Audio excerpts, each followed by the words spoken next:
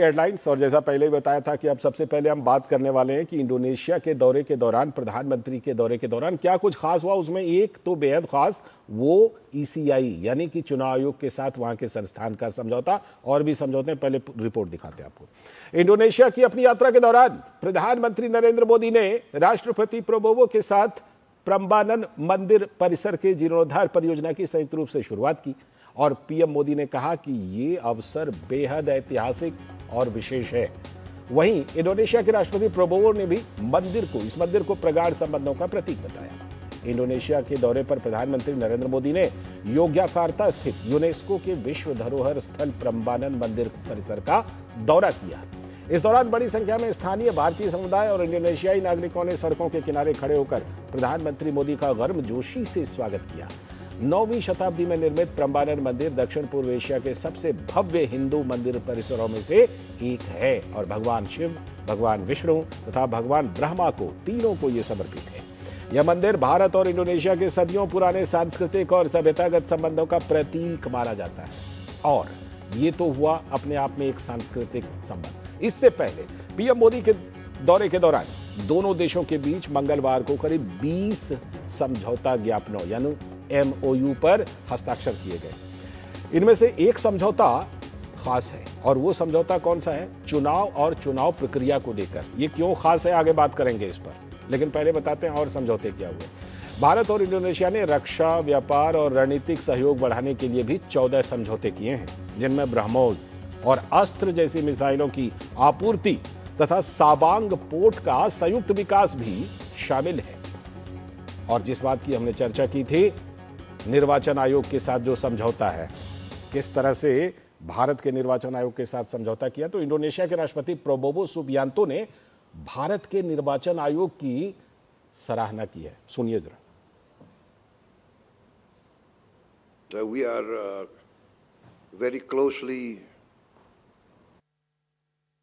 learning from the Indian Election Commission and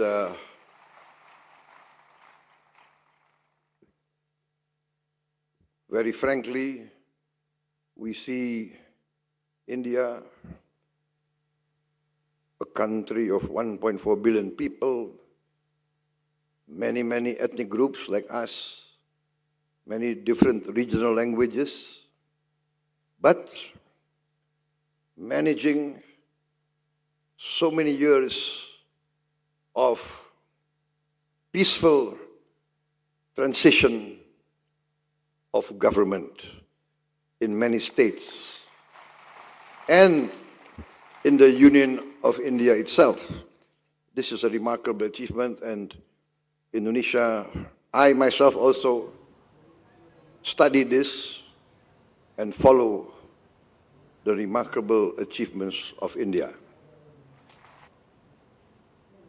तो देख रहे हैं ना, चुनाव आयोग जो भारत का है और भारत की चुनाव प्रक्रिया है, उसकी कैसी स्वीकार्यता है, कैसा डंका बज रहा है, और यहाँ के लोग शंका कर रहे हैं। करेंगे इस पर बात, लेकिन उससे पहले एक बात और बताते हैं। इंडोनेशिया के राष्ट्रपति प्रोबोवो सुबियांतो ने भारत की जो केंद्र सरकार की योजनाएं हैं उसकी तारीफ की, और किन शब्दों में की है, जरा उसको सुनिए। I want to admit one thing, and my close associates and colleagues will testify that I am an admirer, a great admirer of Narendra Modi ji. Even before I became president, I studied the policies of your Prime Minister. And because there are no copyright, I copied many of his policies. But Prime Minister Modi graciously allowed me to copy his policies, so I cannot be sued in any court.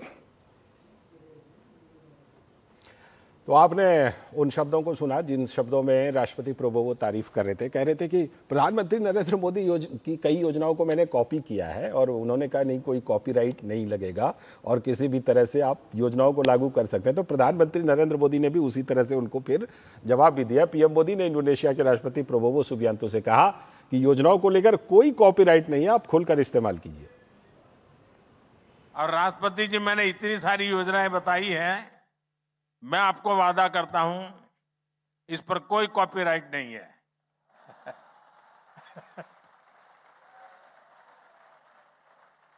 न copyright है, न royalty का कोई claim है। सबका साथ, सबका विकास, यही हमारा मंत्र है। तो प्रधानमंत्री नरेंद्र मोदी खुलकर कह रहे हैं कि आप बिल्कुल हमारे सारे योजनाओं का इस्तेमाल कर सकते हैं। और इंडोनेशिया के राष्ट्रपति ने इस पूरी यात्रा के दौरान जो जेस्चर पोस्चर दिखाया है, एक जगह पर तो उन्होंने ये भी कहा कि मैंने अपना डीएनए टेस्ट करवाया जीनोम सीक्वेंसिंग से और मेरा डीएनए भारत का निकला। बताइए, इस तरह का जो जेस्चर है उससे दोनों देशों के बीच ये कितना बड़ा संबंध और किस तरह वहां के राष्ट्रपति भारत को महत्व देते हैं। और भारत के प्रधानमंत्री इस दौरे के दौरान कई समझौते भी हुए, लेकिन जो चुनाव आयोग के साथ समझौता हुआ है वो ये अपने आप में एक अलग एंगल है। आज इसी पर बात करने के लिए हमारे साथ जुड़ रहे हैं हमारे संवाददाता ऋषि कुमार, क्योंकि चुनाव आयोग को बहुत ही करीबी से ऋषि संबंध कवर करते हैं, और साथ में हमारे सलाहकार संपादक विनोद मिश्र जी भी हमारे साथ जुड़े हुए हैं। दोनों हमारे साथ जुड़ चुके हैं। पहले ऋषि के साथ चलते हैं। ऋषि भाई, अगर जिसे कहते हैं ना कि अगर एक लाइन में मैं कहूं, दुनिया भर में ईसीआई का डंका और भारत में ही ईसीआई पर शंका, ये क्या हो रहा है? जिस तरह से मैं अभी देख रहा था रिपोर्ट में ऋषि कि करीब करीब 2 दर्जन से अधिक देश, जिसमें यूएनओ भी शामिल है, वो भारत के निर्वाचन आयोग, भारत की चुनाव प्रक्रिया जिस तरह से भारत में संपन्न कराया जाता है उसके मुक्त कंठ से प्रशंसा कर चुके हैं। और इसी क्रम में नया नाम अभी फिर, हालांकि इंडोनेशिया के साथ पहले भी समझौता था, ये समझौता एक और नया समझौता है। क्या इस समझौते की खास बातें बताइए? देखिए लाल सिंह, जिस तरीके से भारत का चुनाव आयोग अलग अलग देशों के साथ अपने एक संस्थान IIIDM के माध्यम से समझौते करता है, MOU साइन करता है, उसमें निश्चित तौर से जो लोकतांत्रिक प्रक्रियाएं हैं उनको साझा किया जाता है, एक दूसरे के अनुभव साझा किए जाते हैं और कैसे बेहतर तरीके से चुनाव संपन्न कराए जाएं, इसमें एक दूसरे के अनुभव भी साझा किए जाते हैं। लेकिन जिस तरीके से भारत के चुनाव आयोग ने EVM को लेकर जो इस्टेब्लिशमेंट भारत में हुआ है और VVPAT को लेकर जो इस्टेब्लिशमेंट हुआ है और जो चुनाव संपन्न कराने की जो प्रक्रियाएं यहाँ पर हुई हैं, उससे पूरे दुनिया में जो अलग अलग देश हैं अब ये उत्सुकता बढ़ी है कि क्यों न उनके यहाँ भी EVM के माध्यम से चुनाव कराए जाएं। इस मामले में पहले भी 1-2 देशों के साथ, उसमें नेपाल भी शामिल है, उन्होंने कुछ 1000 EVM भारत से ली थी जी। अब जो इंडोनेशिया के साथ जो करार हुआ है, पहले भी जैसे कि आपने बताया, पहले भी हमारा उनके साथ, चूँकि लोकतांत्रिक देश हैं आपस में एक दूसरे के साथ और समस्त चुनाव आयोग पूरी दुनिया भर के मिलते रहते हैं और साझा करते रहते हैं, लेकिन इस बार जो समझौता है उसमें EVM को लेकर समझौता है कि क्यों ना इस मामले में EVM का प्रयोग इंडोनेशिया में भी हो। ये बड़ी उपलब्धि है चुनाव आयोग के लिए, क्योंकि जिस तरीके से आपने कहा कि निश्चित तौर से जो भारत के चुनाव आयोग को लगातार जो यहाँ पर चुनौती का सामना करना पड़ता है कि EVM को लेकर, हालांकि इसको लेकर भारत में भी अब स्थिति स्पष्ट हो चुकी है, चाहे वो सुप्रीम कोर्ट हो, चाहे वो EVM की को लेकर चुनाव आयोग ने भी अपने तमाम माध्यमों से ये इस्टेब्लिश किया है कि EVM में किसी भी तरीके की गड़बड़ी संभव नहीं है। और उन्होंने भारत के राजनीतिक दलों को भी खुला ऑफर दिया, कई बार ऐसा हुआ है हैकाथन के माध्यम से कि आप आइए और इस चैलेंज को स्वीकार करके हमें भी बताइए ताकि हम इसमें बदलाव कर पाएँ। हम जानते हैं कि EVM भी भारत में भारत के राजनीतिक दलों के द्वारा सहमति के माध्यम से ही लाया गया था, तो ये कई बार राजनीतिक मुद्दा ज़्यादा हो जाता है। ठीक ठीक, मैं लौटता हूँ आपके पास। विनोद जी, जिस तरह से कि ये समझौता हुआ है, सबसे पहले EVM वाले समझौते पर भी बात कर लेते हैं, क्योंकि वैसे तो देखिए ब्राह्मोस को लेके, अस्त्र को लेकर के, मंदिर को लेकर के जो खबरें हैं वो तो हैं ही, लेकिन पहले अगर इस पहलू पर बात कर लें कि जिस तरह EVM को लेकर ये समझौता हुआ है, ये तो जो यहाँ पर एक नैरेटिव बनाया जाता है विनोद जी, उसको अपने आप में वहाँ से 7 समंदर पार से एक आईना दिखाई पड़ रहा है। और ये कोई पहला मामला नहीं है, जैसा मैंने बताया 2 दर्जन जगहों से इस तरह की तारीफ मिल चुकी, उसमें UNO शामिल है। तो ये कुछ सबक लेंगे यहाँ के राजनीतिक दल? लाल जी, आपका जो आज का ये टाइटल जो है कि विदेश में चुनाव आयोग का डंका और घर पे देश में घर सवाल। में ही शंका। तो वो जो अपने यहाँ एक कहावत है कि गांव का जो जोगी जोगड़ा होता है हाँ, वो आन जो गाँव बाहर का जाके सिद्ध। कैसे सिद्ध हो जाता है। हाँ, तो ये स्वाभाविक बात है जी। कि देश में लोगों को लगता है चुनाव आयोग को लेके जो विपक्ष का हमेशा रहा है आरोप। हाँ, सवाल मैं इसे आगे की बता रहा हूँ। आज चुनाव आयोग के एसआईआर को भी लेके दुनिया के कई ऐसे लोकतांत्रिक देश हैं जिसके इसकी बारीकियों को समझ रहे हैं। और एसआईआर को लेके चुनाव आयोग का, भारतीय के चुनाव आयोग का जो अभी तक प्रोसेस है फेज 1, फेज 2 और फेज 3 का, उसके दुनिया के कई देशों ने यहाँ चुनाव आयोग में इसका स्टडी किया है, क्योंकि ये पूरे दुनिया के लिए एक स्वच्छ मतदान और एक फ्री एंड फेयर इलेक्शन के लिए सबसे पहली जरूरी मांग जो है वो एक वोटर लिस्ट का होता है। बिल्कुल। किसी भी देश में शुरुआत चुनाव वहीं आयोग से होती के मूलतः दो ही दायित्व होते हैं, वोटर लिस्ट बनाना, स्वच्छ वोटर लिस्ट, और मतदान करवाना, फ्री एंड फेयर इलेक्शंस। बिल्कुल। और भारत के इन दोनों चीजों में, इस दोनों के रोल में चुनाव आयोग का सानी नहीं है। दुनिया के कोई भी देश इस बात को जानता है जी। कि 140 करोड़ के देश में चुनाव करवाना और इस तरह से पूरे देश के जितने भी ब्यूरोक्रेट्स हैं, लोग हैं, पार्टी हैं, पॉलिटिकल पार्टी हैं, उनको एक छत के नीचे लाना, उनके साथ एक सेम पेज पे डायलॉग करना और उसके बाद लोकतांत्रिक प्रक्रियाओं का निर्वहन करना, ये साधारण बात नहीं है। तो ये चुनाव आयोग का जो एक अपनी क्रेडिबिलिटी है उसको पूरी दुनिया ने माना है। 25 से ज्यादा देशों ने भारत के इस चुनाव प्रबंधन को स्वीकार किया है बेशक। और भारत के चुनाव के ट्रेनिंग और उनका सारा टेक्निकल सपोर्ट 25 से ज्यादा देश ले रहे हैं आज की तारीख में। इंडोनेशिया अब पूरे दुनिया का चौथा सबसे बड़ा लोकतांत्रिक देश है और सबसे बड़ा में अगर 4 लोकतांत्रिक देश आप मानते हैं तो उसमें इंडोनेशिया है। तो जाहिर सी बात है कि इंडोनेशिया कल से ईवीएम और जो ऋषि जी बता रहे थे वीवीपैट पे एक समझौता किया है, एमओयू किया है, इसके बड़े फलक पे इसकी बड़ी चर्चा है। बांग्लादेश या भूटान में या नेपाल में इस तरह के ईवीएम के प्रयोग हो तो उसको आप कह सकते हैं थोड़ी देर के लिए कि वो एक प्रयोग इस देश ने किया है। लेकिन जब एक देश इंडोनेशिया जैसे जो 4th लार्जेस्ट डेमोक्रेसी बोला जाता है, जिसमें 28 से 30 करोड़ का पॉपुलेशन है, वो अगर ईवीएम के इसमें आता है तो मुझे लगता है आने वाले टाइम में दुनिया के कई देश भारत की इस तकनीकी का उपयोग करेंगे।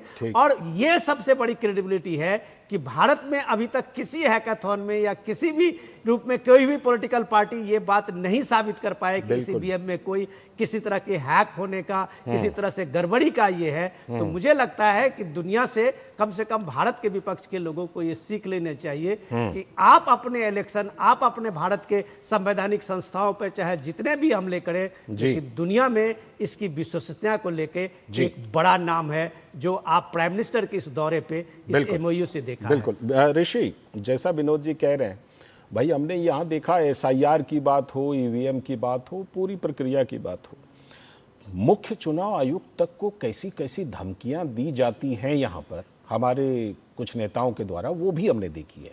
ठीक है, कह रहे हैं कहीं भी रिटायरमेंट के बाद कहीं जाएंगे वहां से खींच लेंगे, ऐसा लग रहा है जैसे कि अभी से धमका रहे हों। बिल्कुल, लेकिन जब इस तरह के समझौते होते हैं ऋषि, तो चुनाव आयोग के को संबल मिलता है कि हाँ हम सही हैं और हमारी स्वीकार्यता दुनिया भर में हो रही है। चुनाव आयोग इस पर कुछ कहा है, चुनाव आयोग ने इस समझौते के बाद इस एंगल से? ऋषि तक आवाज आ रही है? ऋषि तक आवाज नहीं जा रही है फिलहाल, लेकिन चलिए फिलहाल ऋषि का शुक्रिया करते हैं। विनोद जी से एक सवाल और लेना है। ऋषि तक आवाज नहीं जा रही है। विनोद जी, बाकी चीज़ों की बात करें, ब्रह्मोस है, अस्त्र है, ये मंदिर का आज संयुक्त जीर्णोद्धार का समझौता है, और उससे ज़्यादा मैं कहूँगा इंडोनेशियाई राष्ट्रपति के शब्द, हमने डीएनए चेक कराया, जीनोम सीक्वेंसिंग में मेरा निकला इंडियन डीएनए, फिर योजनाओं को लेकर के कि भाई कॉपीराइट नहीं है इनका, इन्होंने बोला कि आप इस्तेमाल कीजिए। ये भारत और इंडोनेशिया दोनों देश, मतलब ऐतिहासिक हजारों साल पुराना संबंध है। ये दौरा बहुत ही महत्वपूर्ण प्रधानमंत्री का। निश्चित रूप से अगर आप लाल जी कहें कि भारत के जितने भी कई पुराणों में और कई जातक कथाओं में इंडोनेशिया के जो हजारों द्वीप है उसके द्वीप जम्बू द्वीप बोलते हैं इसको? उसमें स्वर्ण द्वीप है, कई द्वीप है जिसकी चर्चा है। हाँ। और उस जातक कथाओं में तो एक विस्तार से इंडोनेशिया के सारे द्वीपों की चर्चा है। हाँ, तो जाहिर सी बात है वगैरह कि भारत की एक आत्मीयता, भारत का की सांस्कृतिक अपना जो सरोकार है वो इंडोनेशिया से है। इसलिए अभी आपने इंडोनेशिया के राष्ट्रपति को सुना कि हमने अपना जेन्युइन टेस्ट करवाया था, डीएनए टेस्ट कराया था, तो हमारा अभी भारतीय निकला। डेफिनेटली ज़्यादा मैक्सिमम में आप कह सकते हैं कि 98% से ज़्यादा की जो वहाँ पे आबादी होगी उनका किसी न किसी रूप से भारत के साथ में एक ऐतिहासिक, एक सांस्कृतिक जरूर कुछ न कुछ लगाव होगा। जब आप ये कह सकते हैं अभी सबसे बड़ा इस्लाम का वहाँ पे धर्म है माना जाता है, लेकिन इस्लाम आने से पहले अगर आप कहें तो वहाँ मूलतः दो ही धर्म थे, हिंदू थे और उसके बाद में बौद्ध धर्म थे। तो पूरे इंडोनेशिया का जो अगर आप इंसाइक्लोपीडिया देखेंगे तो उसमें दो ही धर्म का वहाँ को एग्जिस्ट आपको मिलेगा। तो ये बाली का जो सबसे इम्पोर्टेंट है कि यहाँ जो ये पुराने मंदिर, हजारों हजार साल के पुराने मंदिर है, और इस मंदिर का जो भारत के साथ भारत की सांस्कृतिक के एक विविधता का जो एक स्वरूप दिखता है आपको इंडोनेशिया में, जकार्ता में या ऐसे ऐसे छोटे छोटे द्वीपों में, तो आपको लगता है कि भारत का जो सांस्कृतिक वैभव है वो हिंद महासागर से निकल के और जो पड़ोसी देश है उसमें किस तरह से अपने जड़ें जमाई हुई है। और प्राइम मिनिस्टर मोदी ने इसकी एक बहुत शानदार पहल की है कि कई देशों में इस तरह के जो भारत की संस्कृति, भारत की विरासत जो है उसको उस देशों के साथ मिलकर संभालने का एक बहुत शानदार पहल भारत सरकार ने ऋषि वापस हमारे साथ जुड़ गए। ऋषि, मैंने सवाल ये पूछा था कि हमने देखा कि कैसे मतलब मुख्य चुनाव आयुक्त तक पर भी किस किस तरह के हमले किए गए, बोला रिटायरमेंट के बाद भी आपको खींच लेंगे, इस तरह की धमकियां दी गई। लेकिन जब इस तरह की चीजें होती हैं, ऐसे समझौते, ऐसी स्वीकार्यता मिलती है, जाहिर सी बात है चुनाव आयोग को ये लगेगा कि हाँ हम सही रास्ते पर हैं, हमारी स्वीकार्यता है, देश विदेश सब जगह स्वीकार्यता है। इस एंगल से चुनाव आयोग ने कुछ कहा इस पर? देखिए, चुनाव आयोग हमेशा एक काम कहता है और हमेशा उसका दायित्व भी है जो भारत के संविधान ने उन्हें आर्टिकल 324 के तहत दिया हुआ है कि भारत में जो निष्पक्ष चुनाव कराने की जो जिम्मेदारी उन्हें दी गई है उसको वो पूरी तरीके से निभाता है। आयोग ने हमेशा राजनीतिक आरोपों को नकारा है। उन्होंने कहा है कि किसी भी राजनीतिक दल के आरोप का जवाब देना हमारा काम नहीं है। हमारा काम देश में जो दो मुख्य काम हैं उसको पूरी तरीके से संपन्न कराना है, एक तो मतदाता सूची और दूसरा मतदान। और इसके लिए जो उसकी प्रतिबद्धता है वो ईवीएम के माध्यम से है, वो राजनीतिक दलों की स्वीकार्यता के आधार पर है, और उसमें सुप्रीम कोर्ट के आदेश के बाद वीवीपैट के को जोड़े जाने के बाद है। तो निश्चित तौर से इस पर चुनाव आयोग हमेशा इन सब चीज़ों को आगे बढ़ाने की कोशिश करता है। और हमने देखा है कि IIIDM के माध्यम से जो उनका संस्थान है, जो अंतर्राष्ट्रीय स्तर पर भारत के निर्वाचन प्रक्रियाओं को पूरे विश्व पटल पर रखता है, और इसमें अलग अलग समय पर हम दूसरे देशों के जो चुनाव से संबंधित जो लोग हैं उनको प्रशिक्षण भी देता है। तो उनके लिए निश्चित तौर से ये गौरवशाली पल होते हैं जब दूसरे देश उनके पास आते हैं, और खास तौर से ईवीएम के मामले में उनसे कोई सलाह या अपने यहाँ पर उसको लागू करने के लिए या ईवीएम की जरूरत महसूस करने पर भारत के निर्वाचन आयोग से मदद मांगते हैं। तो निश्चित तौर से चुनाव आयोग के लिए गौरव के पल होते हैं। शुक्रिया ऋषि जुड़ने के लिए। और विनोद जी अभी आप बने रहिएगा, क्योंकि आज हम बात करने वाले हैं कि अब जाकर के चढ़ावा चोरी जो हुई थी तो उसका प्रबंधन कितना चाक चौबंद कर दिया गया है। भले इस पर अब तक बहुत राजनीति हुई, लेकिन अब प्रबंधन कैसा है, इस पर करेंगे बात ब्रेक के बाद।